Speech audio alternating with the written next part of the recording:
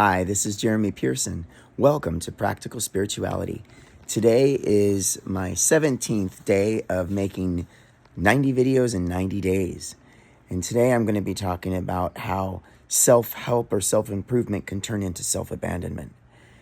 So when you decide that you have something about you that you want to change, it's important that it come from a base or a foundation of appreciation of yourself and self-acceptance. If I decide that there's something about me that I don't like, can you hear how the first thing I have to do right there is try to throw away some aspect of myself? And all that's going to do ultimately is teach me that I'm not a good friend to myself, which again is another self-abandonment.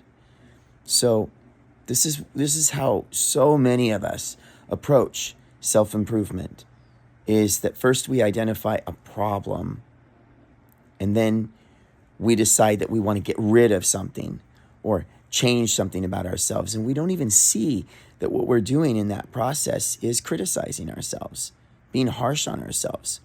I promise you that if you follow it back to its source, every character defect or every character trait that's being used in an inefficient way or in a maladaptive way came from some sort of a coping mechanism or a defense mechanism.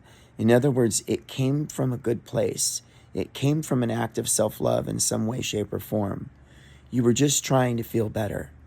So instead of criticizing yourself or discarding some unwanted part of yourself into the shadow, let's start with understanding. So if there's something about you that you want to change, that's okay. There's lots of things that we want to change, and we naturally are evolving. So we're already changing. But we don't have to see it necessarily as that something was wrong or bad, but just that something wants to change. And acknowledge that desire to change and nurture that desire to change. So I'm not saying that you shouldn't change anything. What I'm saying is when you decide there's something about you that you want to change, appreciate what you had before and the way you were before, and allow for you to build on that. Remember, we want our foundation to be stable and solid. If I'm building on self-abandonment, I'm building myself on quicksand.